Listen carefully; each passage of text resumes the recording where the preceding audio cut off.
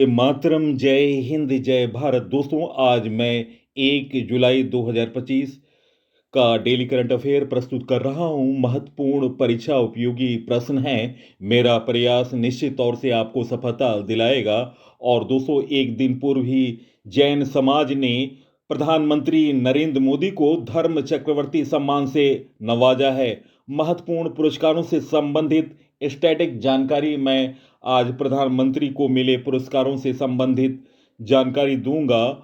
और महत्वपूर्ण इस वीडियो में प्रश्न हैं। आप इस वीडियो को देखने के पश्चात सोशल साइटों और स्टडी ग्रुपों पर शेयर करें। तो दोस्तों, आज का मैं महत्वपूर्ण वीडियो प्रारंभ कर रहा हूं। फर्स्ट क्वेश्चन, हाल में जारी विश्व मौसम विज्ञान संगठन WMO की रिपोर्ट के अनुसार कौन सा महाद्वीप वैश्विक औसत की तुलना में लगभग 2 गुनी गति से गर्म हो रहा है? गाइस, इस प्रश्न का सही उत्तर है निम्न ऑप्शनों में ऑप्शन ए, एशिया महाद्वीप। इस प्रश्न का सही उत्तर है ऑप्शन ए। दोस्तों, विश्व मौसम विज्ञान संगठन WMO की रिपोर्ट के अनुसार एशिया महाद्वीप वैश्विक औसत की तुलना में लगभग 2 गुनी गति से गर्म हो रहा है। दोस्तों, ये रिपोर्ट जारी की है state of the climate in Asia 2024। WMO की रिपोर्ट में एशिया में रिकॉर्ड तोड़ तापमान, समुद्र स्तर में वृद्धि, ग्लेशियरों का तेजी से पिघलना और विनाशकारी तूफान व बाढ़ जैसी चरम घटनाओं की ओर ध्यान आकर्षित किया है। एशिया में समुद्र स्तर में वृद्धि वैश्विक औसत से भी तेज, जिससे तटीय क्षेत्रों पर खतरा बढ़ रहा है। वर्ष 2024 को एशिया का अब तक का सबसे गर्म वर्ष घोषित किया गया। दोस्तों, आपको बता दें, नोट डाउन करें, एशिया का औसत तापमान 1991 से 2020 के मध्य 1.04 डिग्री सेल्सियस अधिक रहा। नेक्स्ट क्वेश्चन, हाल में किस एक्सप्रेस वे पर भारत के सबसे लंबे पशु वन्य जीव ओवरपास कॉरिडोर का अनावरण किया गया? गाइस, इस प्रश्न का सही उत्तर है निम्न ऑप्शनों में option B, Delhi Mumbai expressway. इस प्रश्न का सही उत्तर ऑप्शन बी। राष्ट्रीय राजमार्ग पर देश का पहला वन्य जीव ओवरपास कॉरिडोर बनाया गया। दोस्तों, दिल्ली मुंबई एक्सप्रेस वे के 12 किलोमीटर हिस्से में फैले इस प्रोजेक्ट में 5 ओवरपास और भारत का सबसे लंबा वन्य जीव अंडरपास शामिल है, जो सभी प्राकृतिक आवासों को नुकसान पहुंचाए बिना जानवरों की सुरक्षित आवाजाही को सक्षम करने के लिए डिजाइन किया गया। रणथंबोर बफर जोन से होकर निकलते हुए इस दिल्ली मुंबई एक्सप्रेस खंड की लंबाई 12 किलोमीटर है। इसमें 5 ओवरपास हैं और दोस्तों, आपको बता दें, हर की लंबाई 500 मीटर है। एक अंडरपास 1.2 किलोमीटर वन्य जीवों के लिए भारत का सबसे लंबा अंडरपास है। उद्देश्य है रणथंबोर और चंबल घाटी के वन्य जीवों के लिए सुरक्षित मार्ग सुनिश्चित करना, सड़क दुर्घटनाओं में होने वाली मौतों को कम करना और मानव पशु संघर्ष को कम करना।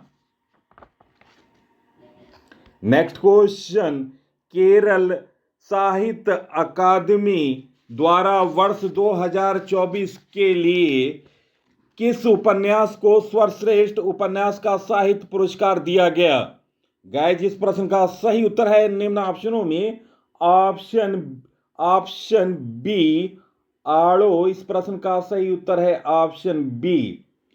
केरल साहित्य अकादमी द्वारा वर्ष 2024 के लिए आड़ो उपन्यास को सर्वश्रेष्ठ उपन्यास का साहित्य पुरस्कार दिया गया। यह पुरस्कार मलयालम साहित्य में उभरती प्रतिभाओं और अनुभवी लेखकों को दिया जाता है। दोस्तों, प्रमुख साहित्य पुरस्कारों के बारे में जानकारी। सर्वश्रेष्ठ उपन्यास जी.आर. इंदुगोपन को मिला आड़ो के लिए। दोस्तों, कविता के लिए मिला अनीता थम्पी को मोरिंगा बाझा करियुप्पू। और दोस्तों, लघु कहानी के लिए मिला बी सिनीलाल को गारिसप्पा अरुसी अथवा और जल यात्रा।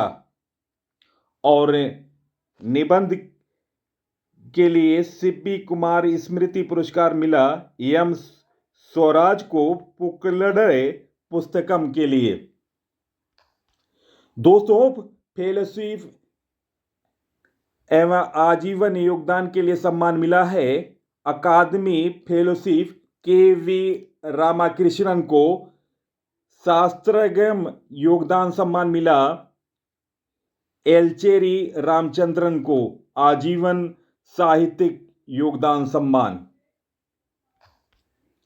दोस्तों, अन्य स्थलों में विजेता लेखक और कृतियों के बारे में जानकारी। नाटक के लिए शशिधरन नादुविल को। साहित्य समालोचना के लिए जी दिल्ली को। वैज्ञानिक साहित्य के लिए दीपक वी को। जीवनी आत्मकथा के लिए डॉक्टर के राजशेखरन नायर को।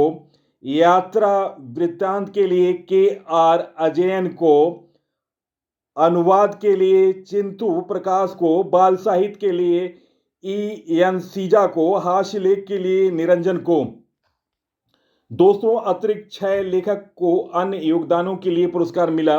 उनके नाम हैं पी के N Padikkar, पय्यूनुर कुंहिरामन, M Narayanan, T के गंगाधरन, के ई एन मल्लिका यूनिस।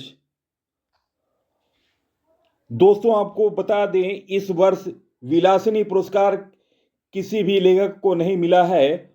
और दोस्तों, पुरस्कार के वितरणों किस तरह वितरण किया जाता है उसके बारे में जानकारी। नियमित लक्ष्य के पुरस्कार के लिए 25,000 की कैश राशि, शील्ड, पट्टिका और प्रमाण पत्र। फेलोशिप और प्रमुख इंटरेक्शन योगदान के लिए 50 रुपया कैश, 2 तोला गोल्ड मेडल, साल, पैरापरी पत्र और शील्ड।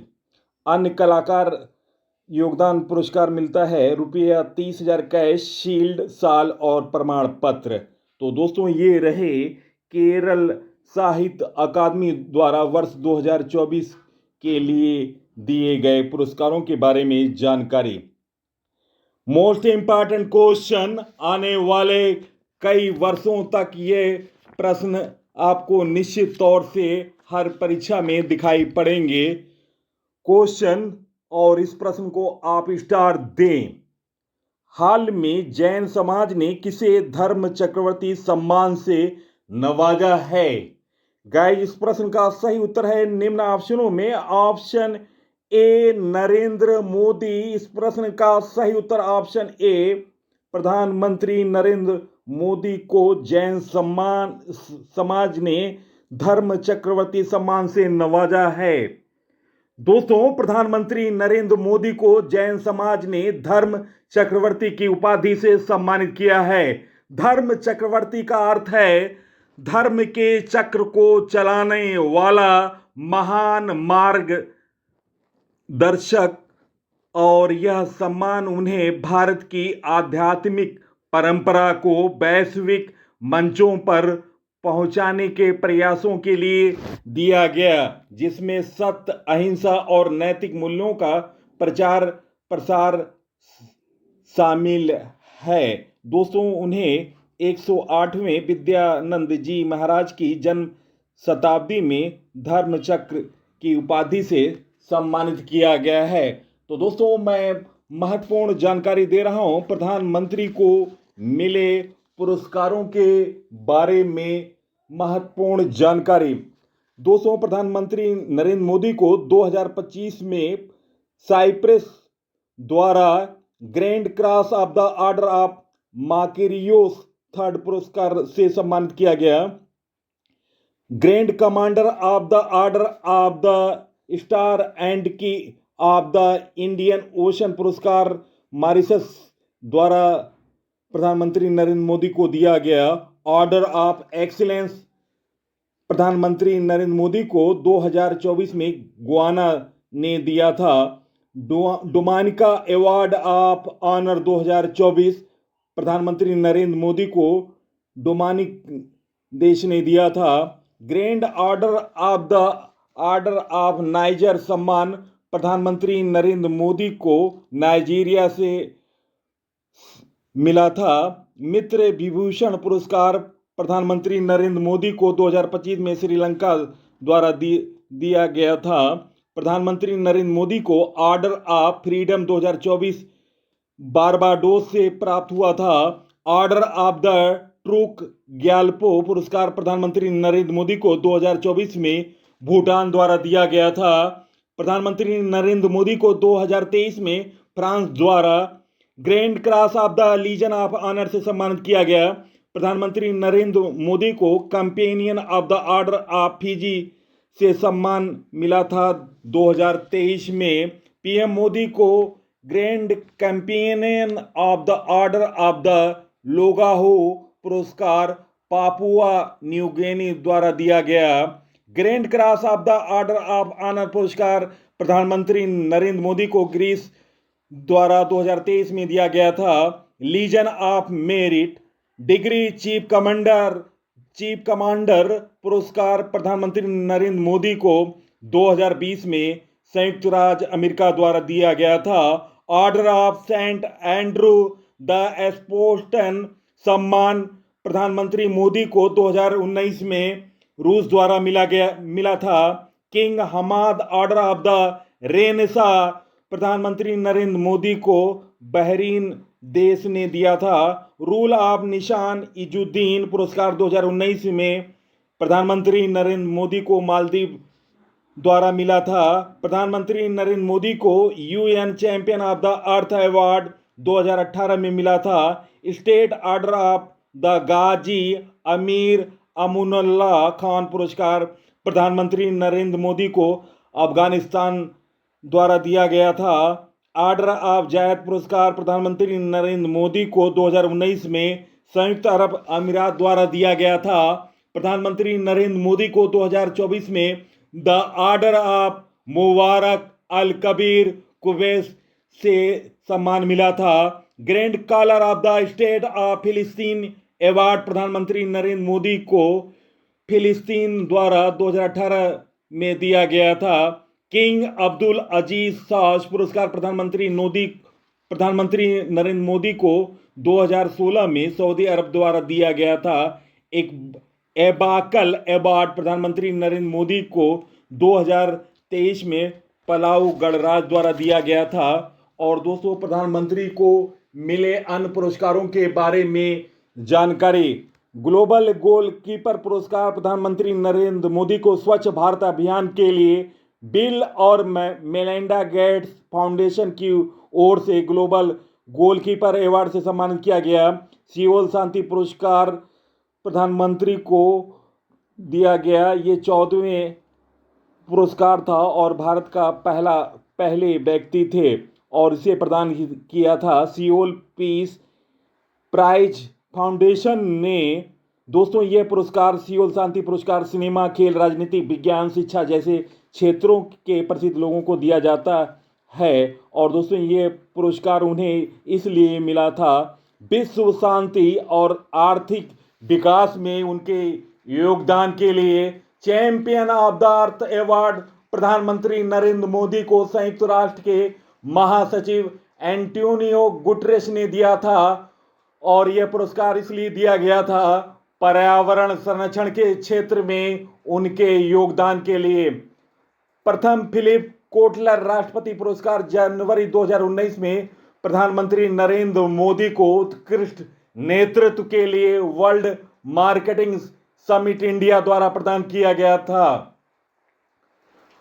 और CERAWeek Global Energy and Environment Leadership का अवार्ड मार्च 2021 2021 में प्रधानमंत्री नरेंद्र मोदी को Cambridge Energy Research Associates CRA ने दिया था और वैश्विक ऊर्जा और पर्यावरण के भविष्य के लिए नेतृत्व की प्रतिबद्धता के लिए। और दोस्तों, लोकमान्य तिलक पुरस्कार मार्च 2021 में प्रधानमंत्री नरेंद्र मोदी को दिया गया था।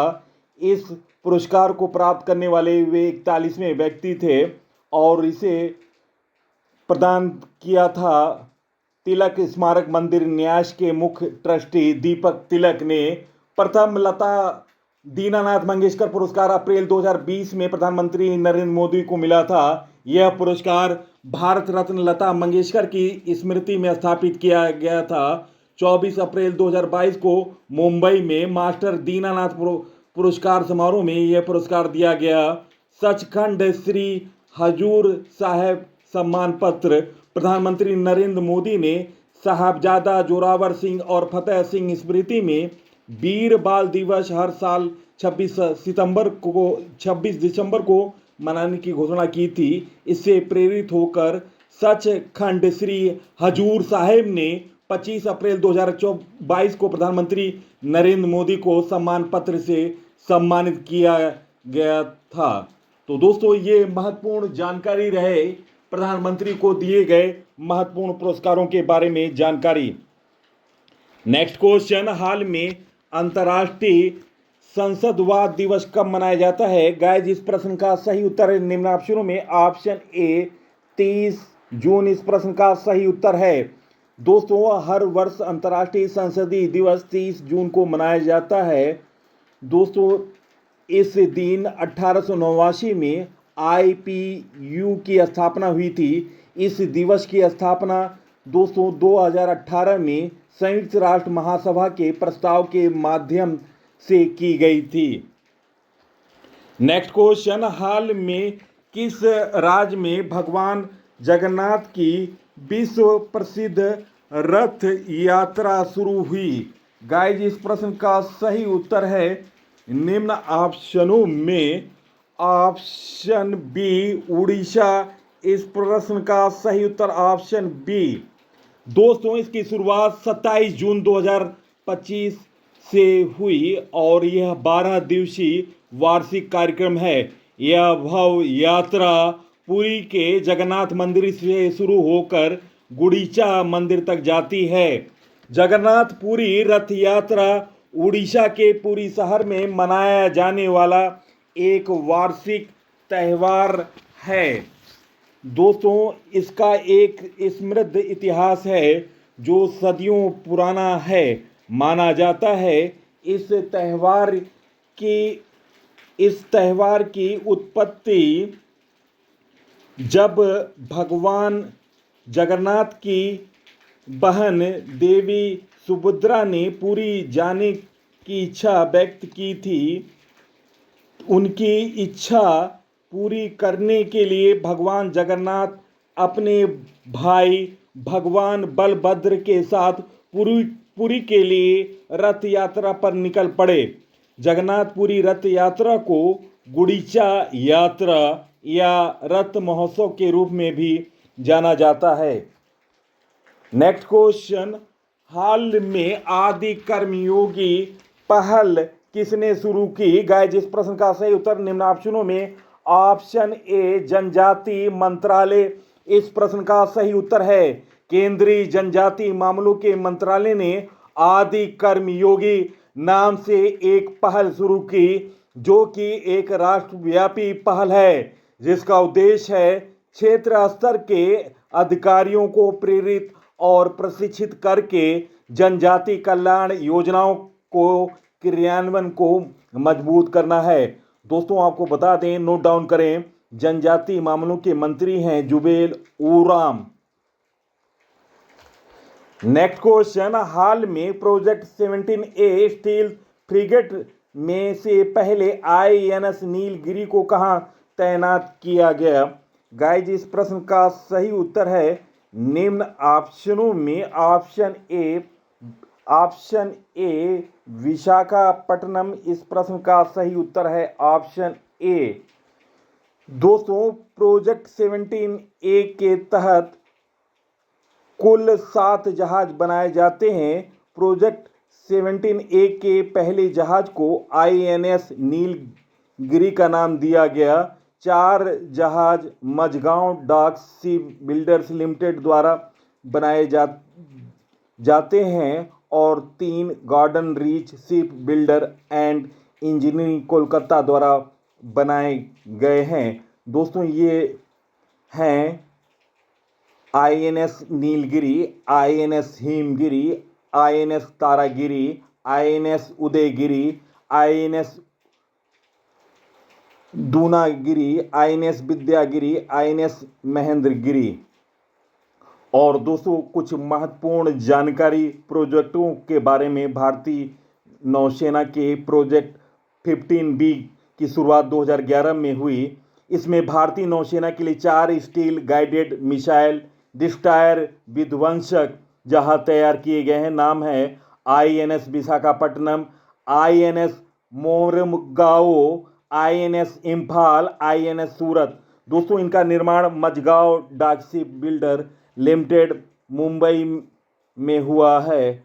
और दोस्तों प्रोजेक्ट 15 क्या है, तो दोस्तों इसके अंतर्गत 3 जहाज बनाए गए हैं। INS Kolkata, INS Kochi, INS Chennai. Project 75 के बारे में जानकारी। दोस्तों प्रोजेक्ट 75 2005 में शुरू हुआ।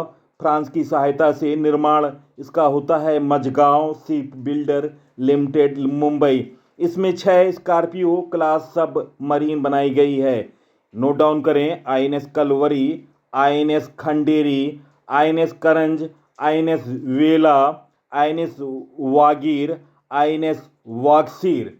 तो दोस्तों ये रहे प्रोजेक्टों के बारे में जानकारी भारतीय नौसेना से संबंधित। नेक्स्ट क्वेश्चन, हाल में 76वां नाटो शिखर सम्मेलन कहां आयोजित किया गया? गाइस इस प्रश्न का सही उत्तर है निम्न ऑप्शनों में। Option C The Hague Netherland, option C इस प्रश्न का सही उत्तर है। दोस्तों नाटो समिट सम्मेलन 24 और 25 जून 2025 को द हेग नीदरलैंड में हुआ। और दोस्तों इसकी अध्यक्षता किया है नीदरलैंड के पूर्व प्रधानमंत्री मार्क रूट ने। इस समिट में यह घोषणा की गई कि नाटो के सदस्य देश 2035 तक अपनी GDP का 5% डिफेंस सेक्टर पर खर्च करेंगे। इससे पहले आपको बता दें 2014 में सदस्य देशों ने अपने GDP का 2% रक्षा पर खर्च करने पर सहमति बनी थी। वर्तमान में नाटो के 32 सदस्य देशों में केवल 22 ही 2% डिफेंस एक्सपेंडिचर पर मौजूदा लक्ष्य को पूरा करते हैं। दोस्तों नाटो का फुल फॉर्म है नॉर्थ एटलांटिक ट्रीटी ऑर्गेनाइजेशन। स्थापना हुआ 4 अप्रैल 1949 को। हेडक्वार्टर है ब्रुसेल्स बेल्जियम। सेक्रेटरी जनरल हैं मार्क रूट। और दोस्तों 32वां सदस्य बना था 32वां सदस्य देश स्वीडन और 31वां सदस्य देश था Finland. NATO summit 2024 Washington DC USA में हुआ था। दोस्तों नाटो वर्ष 2025 में अपनी उत्तरी भूमि कमान स्थापित किया था फिनलैंड में। तो दोस्तों ये रहे महत्वपूर्ण जानकारी नाटो से संबंधित। नेक्स्ट क्वेश्चन, हाल में पहला हॉकी इंडिया मास्टर कप आयोजित कहां किया गया? गाइस इस प्रश्न का सही उत्तर है निम्न ऑप्शनों में। Option A Chennai. दोस्तों पहला हॉकी इंडिया मास्टर कप पुरुषों का खिताब जीता है तमिलनाडु ने और महिलाओं का खिताब जीता ओडिशा ने। नेक्स्ट क्वेश्चन, हाल में दूसरी स्क्वैश डबल्स प्रतियोगिता 2025 का आयोजन कहां किया गया? गाइस इस प्रश्न का सही उत्तर है निम्न ऑप्शनों में। ऑप्शन ए मलेशिया इस प्रश्न का सही उत्तर है। दोस्तों दूसरी एशियाई स्क्वैश ईगल चैंपियनशिप 2025 में भारत ने तीनों ईगल खिताब जीते। महिला ईगल का खिताब जीता अनाहा सिंह और जोशना चिन्नप्पा ने। पुरुष ईगल का खिताब जीता अभय सिंह और बेलावन सेंथिल कुमार ने मिश्रित युगल का खिताब जीता। अनाहत सिंह और अभय सिंह ने। और दोस्तों आपको बता दें, दूसरी एशियाई स्क्वैश युगल चैंपियनशिप का आयोजन 23 से 26 जून 2025 को मलेशिया में हुआ और अनाहत सिंह और अभय सिंह ने 3 में से 2 खिताब जीते। नेक्स्ट क्वेश्चन, किस देश में अंडर 23 एशियन रेसलिंग चैंपियनशिप 2025 आयोजित की गई? गाइस, इस प्रश्न का सही उत्तर ऑप्शन ए वियतनाम इस प्रश्न का सही उत्तर है। दोस्तों, बुंग ताओ वियतनाम में अंडर 23 और अंडर 17 एशियाई कुश्ती चैंपियनशिप 2025 आयोजित की गई।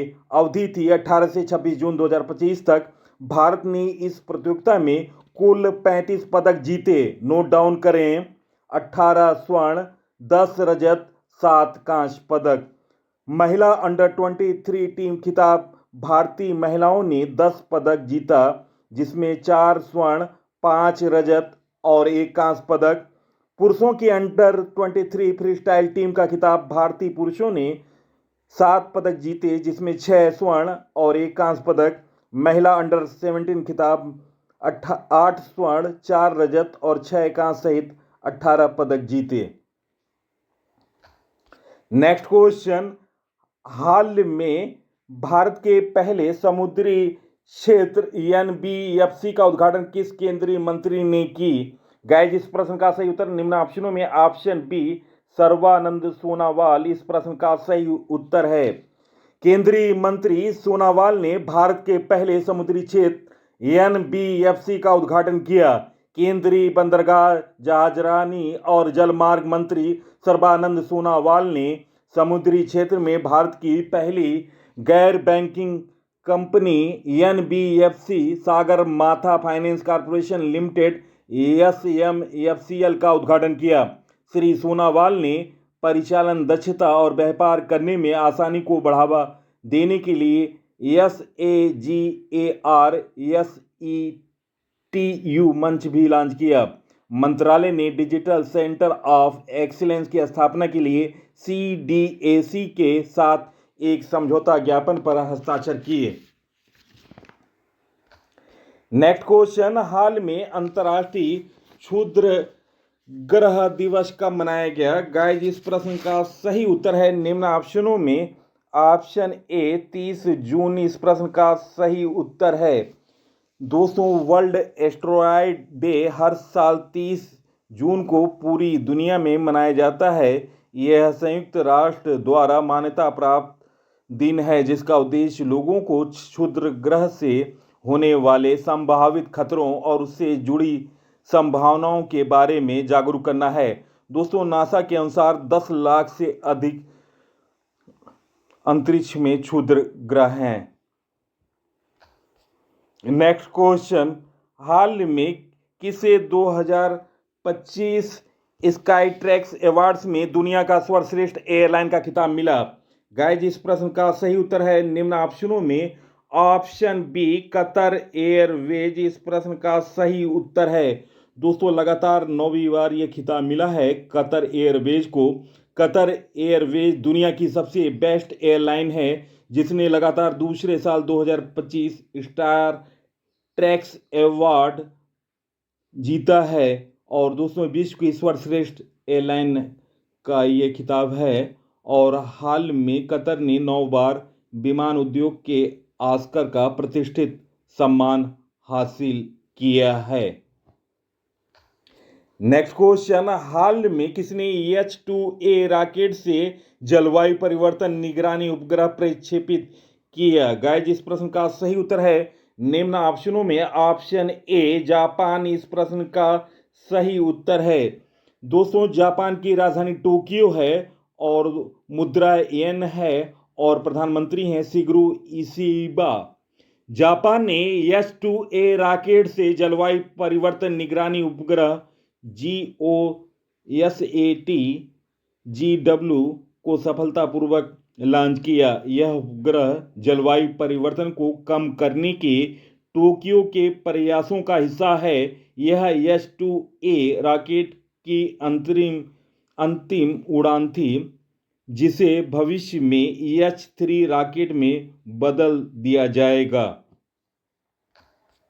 नेक्स्ट क्वेश्चन, महत्वपूर्ण क्वेश्चन, हाल में किसने गढ़वाल राइफल्स के कर्नल ऑफ द रेजिमेंट का पदभार संभाला? गाइज, इस प्रश्न का सही उत्तर है निम्न ऑप्शनों में ऑप्शन ए DS राणा। इस प्रश्न का सही उत्तर ऑप्शन ए। दोस्तों, जनरल दिनेश राणा, जो कि पहले अंडमान और निकोबार कमान के कमांडर इन चीफ लेफ्टिनेंट थे, उन्होंने गढ़वाल राइफल्स के कर्नल ऑफ द रेजिमेंट का पदभार संभाला। वे उप सेना प्रमुख लेफ्टिनेंट जनरल राजा सुब्रमण्यम का स्थान लेंगे। और दोस्तों, आपको बता दें, ये 23वें गढ़वाल राइफल्स के कर्नल ऑफ द रेजिमेंट बनेंगे। नेक्स्ट क्वेश्चन, हाल में किस मंत्रालय ने GOI स्टेट्स ऐप लॉन्च किया? गाइज, इस प्रश्न का सही उत्तर है निम्न ऑप्शनों में ऑप्शन बी सांख्यिकी एवं कार्यान्वयन मंत्रालय। ऑप्शन बी इस प्रश्न का सही उत्तर है। महत्वपूर्ण app portal 2025 rise app Uttar Pradesh द्वारा बनाया गया। स्व रेल भारतीय रेल द्वारा, मित्र पोर्टल ऐप सेबी द्वारा, RBI डाटा पोर्टल भारतीय रिजर्व बैंक द्वारा, सम्मान संजीवनी ऐप हरियाणा सरकार द्वारा, भारत लोक पोर्टल गृह मंत्री अमित शाह द्वारा लॉन्च किया गया। स्कैन पोर्टल उपभोक्ता मामले एवं खाद्य मंत्रालय द्वारा लॉन्च किया गया। एकलव्य पोर्टल भारतीय सेना द्वारा, अन्न दर्पण पोर्टल भारतीय खाद्य निगम द्वारा, सक्षम ऐप भारतीय निर्वाचन आयोग द्वारा, जेंडर बजटिंग नॉलेज है पोर्टल महिला एवं बाल विकास मंत्रालय द्वारा लॉन्च किया गया। आधार सुशासन पोर्टल मिटी द्वारा लॉन्च किया गया। आंध्र प्रदेश ने मन मित्र नामक एक चैटबॉट सुविधा शुरू की। दोस्तों, बॉन्ड सेंट्रल पोर्टल सेबी द्वारा लॉन्च किया गया। केंद्रीय सरकार ने anti rabies anti snake venom stock की निगरानी के लिए जूविन ऐप लॉन्च किया। जल संरक्षण के लिए भागीरथ ऐप उत्तराखंड द्वारा लॉन्च किया गया। भू भारती पोर्टल तेलंगाना द्वारा लॉन्च किया गया। दोस्तों, यह भूमि रिकॉर्ड प्रबंधन के लिए है। ई सेहत ऐप स्वास्थ्य सेवा के लिए जम्मू कश्मीर द्वारा लॉन्च किया गया। सचेत ऐप राष्ट्रीय आपदा प्रबंधन प्राधिकरण द्वारा लॉन्च किया गया। प्रवाह पोर्टल और सारथी पोर्टल RBI द्वारा लॉन्च किया गया। प्रवाह सॉफ्टवेयर इसरो द्वारा लॉन्च किया गया। डिपो दर्पण पोर्टल उपभोक्ता मामलों खाद्य एवं सार्वजनिक वितरण मंत्रालय द्वारा लॉन्च किया गया। उम्मीद पोर्टल केंद्रीय अल्पसंख्यक मंत्रालय वक्फ संपत्तियों के पंजीकरण के लिए लॉन्च किया गया। तो दोस्तों, ये महत्वपूर्ण ऐप रहे 2025 के। नेक्स्ट क्वेश्चन, हाल में किस राज्य सरकार ने कपास, हल्दी, मक्का किसानों के लिए हेजिंग डेस्क शुरू किया? गाइज, इस प्रश्न का सही उत्तर है निम्न ऑप्शनों में ऑप्शन बी महाराष्ट्र। इस प्रश्न का सही उत्तर है। दोस्तों, महाराष्ट्र की राजधानी मुंबई है। मुख्यमंत्री हैं देवेंद्र फडणवीस और दोस्तों राज्यपाल हैं CP राधाकृष्णन। महाराष्ट्र सरकार ने पुणे में हेजिंग डेस्क शुरू करके राज्य के कृषि क्षेत्र के विकास में एक बड़ा कदम उठाया है। हेजिंग डेस्क की स्थापना बाला साहेब ठाकरे कृषि व्यवसाय और ग्रामीण परिवर्तन स्मार्ट परियोजना के तहत की गई। हेजिंग डेस्क किसानों को उनकी कृषि उपज के उचित मूल्य दिलाने और उनकी आय बढ़ाने में मदद करेगी। नेक्स्ट क्वेश्चन, हाल में G7 किस देश की कंपनियों को वैश्विक न्यूनतम कर से छूट देने पर सहमत हुआ? गाइज, इस प्रश्न का सही उत्तर ऑप्शन ए अमेरिका। इस प्रश्न का सही उत्तर है। एक महत्वपूर्ण नीतिगत बदलाव में ग्रुप ऑफ 7 देशों ने अमेरिकी बहुराष्ट्रीय कंपनियों को वैश्विक न्यूनतम कर ढांचे से छूट देने पर सहमति व्यक्त की है, जिसे उन्हें एक विशेष साइड बाय साइड कराधान समाधान की पेशकश की गई है। नेक्स्ट क्वेश्चन, महत्वपूर्ण क्वेश्चन, हाल में किसने 2025 शक्ति भट्ट पुरस्कार जीता है? गाइज इस प्रश्न का सही उत्तर है निम्न ऑप्शनों में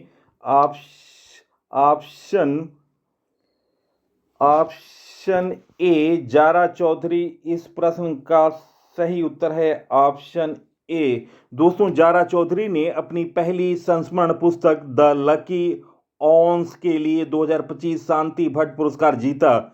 सुश्री चौधरी ने चेन्नई, भारत की एक लेखिका, निर्माता और शिक्षिका हैं। और दोस्तों इन्होंने ये पुस्तक अपने गुजरात में बीते समयों के बारे में जानकारी दी है और सांप्रदायिक दंगों से संबंधित महत्वपूर्ण जानकारी उन्होंने इस पुस्तक में शेयर की है।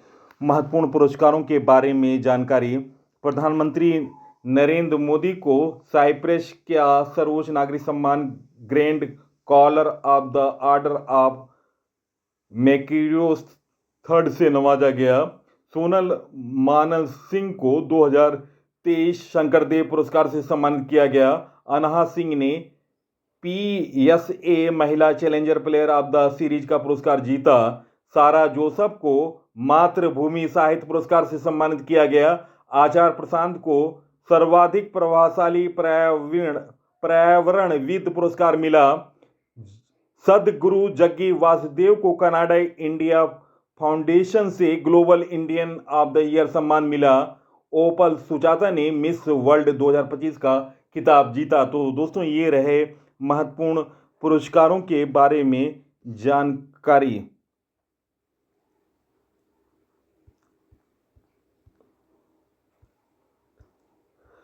नेक्स्ट क्वेश्चन, हाल में किसने 15,000 मेगावाट रिन्यूएबल एनर्जी क्षमता को पार किया?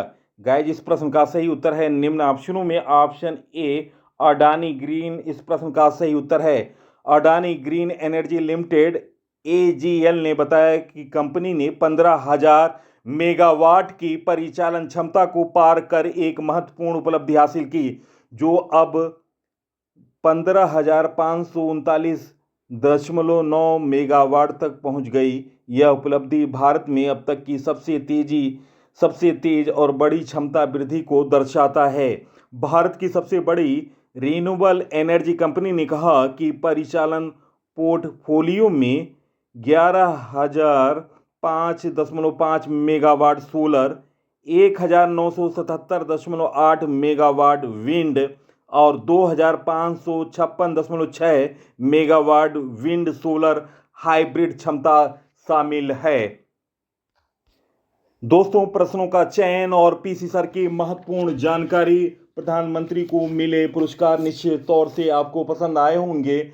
आप इस वीडियो को सोशल साइटों और स्टडी ग्रुपों पर ज़्यादा से ज़्यादा शेयर करें। मेरा प्रयास और मेरी मेहनत निश्चित तौर से आपको पसंद आ रही होगी। आप इस वीडियो को सोशल साइटों पर ज़्यादा से ज़्यादा शेयर करें। इसी के साथ मैं इस अंक से विदा ले रहा हूं। अगले अंक में आपसे मुलाकात होगी। तब तक के लिए नमस्कार, वंदे मातरम, जय हिंद, जय भारत।